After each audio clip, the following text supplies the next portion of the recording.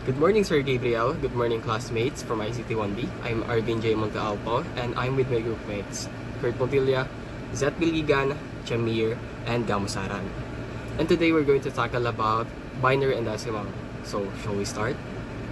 Siyempre, no, tinatanong pa ba pa? Binary and decimal by group 4. So, what are the expected knowledge to learn after the discussion? First, what is binary and decimal? Second, rationality of binary and decimal. Next, real-life world use of binary and decimal. And next, binary and decimal solving. And lastly, converting binary to decimal. So let's proceed to binary. What is binary? Binary is a base 2 number system that uses only 0 and 1. Computer use it because their circuits have two states, which is 1 for on and 0 for off. All data in a computer, like numbers, text, images, is stored as a sequence of these bits. And decimals. Decimal is a base 10 number system that uses 10 digits 0 to 9. Each place value is a power of 10. Ones, tens, hundreds, etc. It is a system we use in everyday life for counting and arithmetic. So, ano nga ba yung partiality ng binary and decimal? And what are the real-life world application of it? So, binary, zeros and ones. It is used inside computers and networking system. Yung mga real-life world application niya is programming at low level, networking, data storage, security and encryption, and bitwise operations. And for decimal naman, it is used for human-friendly display and interaction, user interfaces, database values, debugging, and configuration. And that's all. And my group mates will show you how to solve binary and how to convert binary to decimal. So, goodbye! Good morning, Sir Gabriel Montilla from ICT-1B, and I'm going to explain to you how can you solve binary addition and the core rules. So the first rule is 0 plus 1 equals 1. Second is 1 plus 0 equals 1. Third is 0 plus 0 equals 0.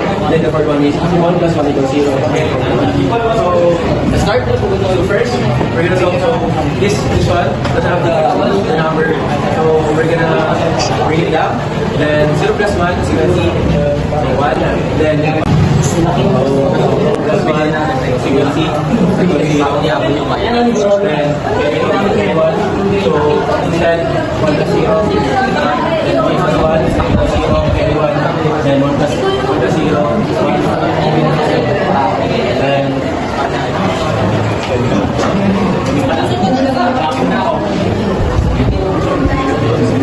so 16 plus 3 plus 4 ay tama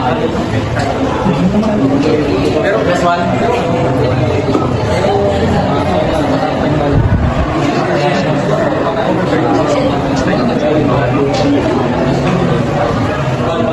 just gonna add this one, this 2 so and this will just add 3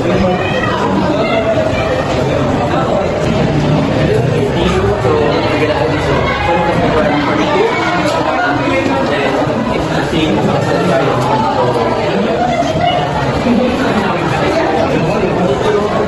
Hey po Sir Gab, my name is Chamir Morada Vergara and ngayon po ako naman po ang magtuturo ng addition. So bago po tayo mag-solve, dapat po alam po natin ang rules ng binary to decimal. So ang rules po, 1 plus 0 equals 1, 0 plus 1 equals 1, 0 plus 0 equals 0, 1 plus 1 equals 0, and carry 1 na.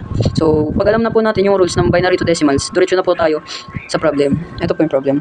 Yan. So 1 plus 0, dito na po natin titignan. 1 plus 0 equals 1. So bababa po natin 1. Yan.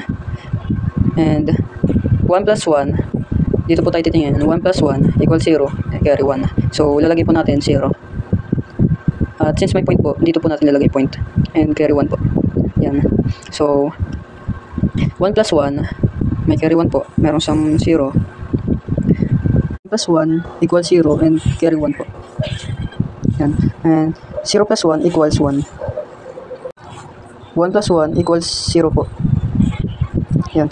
And carry 1 po. So, 0 plus 0, dito po tayo titingnan. 0 plus 0 equals 0. So, lalagay po tayo dito ng 0. And 1 plus 1 equals 0. And visible carry 1 po. So, 0 plus 1 po natin ay 1. And since yung visible one po natin, walang katapat, i-bring down na po natin. So, lalagyan na po natin ng decimals value. Ito po ay 1, 2, 4, 8. So, ito lang po ang kunin natin. 1, 4, 8. So, 1 plus 4 equals 5. 5 plus 8, 13. Nakuha na po natin ang decimal values po nila. Then, kunin po muna natin ang value dito sa taas. Since 0.11 po siya, ang value niya po ay 0.75. Pero before po yan, sagutan po muna natin ito. Ito po ay 1, 2, 4. Since nakuha na po natin ang value po dito sa taas, ipagpa-plus lang po natin. 1 plus 2 equals 3. Plus 4, 7. So, ilalagay lang po natin dito, 7. Yan. And, ang value po dito ay 0.75.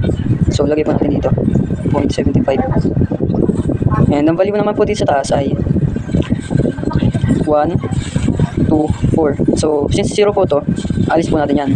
Ito lang po pa-plus natin. 1 and 4. So, ilagay po natin dito 5. Ang value po nito ay 50, 0.50 po. So, ilalagay lang po natin dito 50. Yan. And ang magiging value naman po dito sa baba ay 1 plus 4 equals 5 plus 8 magiging 13 po. Ang value naman po nitong 0.01 ay 25.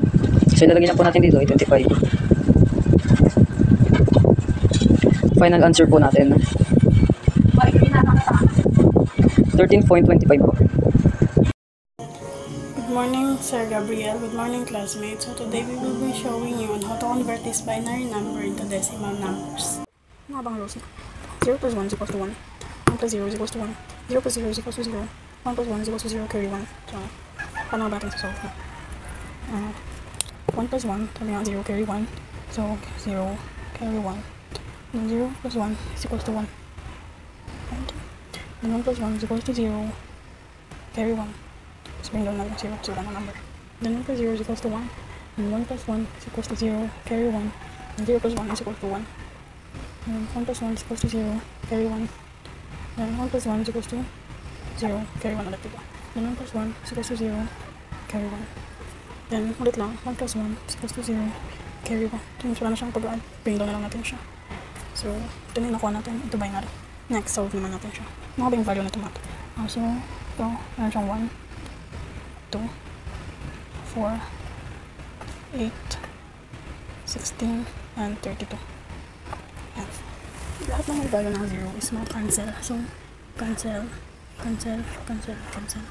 Ang tira, 32 plus 2. Tapos yung 0.5 na to. It's equals to 34.5. So, yun yung natin dito. 34.5. Next, checking. Same procedure lang din. Same process lang din dito. So, meron to 1, 2, 4, 8, and 16. Kaya sinabi ko lahat na may 0. Maka-cancel. So, cancel, cancel. Bali yung tira. 16 plus 4 plus 1. Then yung point. Plus 0.5. 16 plus 4 plus 1 plus 0.5 is equals to 21.5. Next, meron itong 1, 2, and 4. May 0, so maka-cancel siya. Is 0.5. 4 plus 2 is equals to 6. Plus yung 0.5 niya.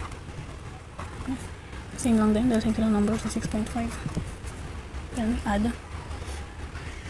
21 plus 6 plus 6 is equals to 34. So, same lang ng answer. 34.5. Good afternoon, Sir Gab. So, ang tuturo ko po ay subtraction. So, bago po yun, dapat alamin po natin ang mga rules. Bago po tayo mag-solve, dapat alamin po natin muna ang mga rules. So, ang mga rules ay 0 minus 0 equals 0. 1 minus 0 equals 1. 1 minus 1 equals 0. 0 minus 1 borrow next digit. So, dahil alam na natin ng mga rules, pwede na nating masolve ang problem, which is ito po ang problem. So, dahil alam po natin ang rules, susolve na po natin itong problem. 0 minus 1, gaya nga po ng sa rules, pag 0 minus 1 is borrow the next digit. So, yung 1, gawin natin cancel. 0, 2. 2 minus 1 equals 1. 0 minus 0 equals 0. 0 minus 1, ganun po ulit. Borrow the next digit. Cancel. 0, 2. 2 minus 1 equals 1. 0 minus 1, ganun ulit. Hihiram po tayo ng next digit. Dahil 0 po to, doon po tayo sa susunod na number hihiram. Cancel. 0, 2. Dahil manghihiram po siya, Kakancel po natin. Magiging 1. Ito magiging 2. 2 minus 1 equals 1. 1 minus 0 is 1. 0 minus 0 is 0. So, titingnan po natin kung tama. 1, 2, 4, 8, 16, 32. Dahil 0 po ito, cancel. Cancel. 1 plus 4 is 5. 5 plus 8 is 13. 13 plus 16 equals 29. Titingnan po natin kung tama. 1, 2, 4, 8, 16, 32. So, 0 yan, cancel, cancel, cancel. 32 plus 8 is 40. 40 plus 2 is 42. 1, 2, 4, 8, 16, 32. Dahil 0 po yan, cancel, cancel, cancel. So, 8 plus 4 is 12 plus 1 equals 13. So, dahil po subtraction tayo, ma-minus po natin. 42 minus 13 equals 29. So, same po tayo dito. 29.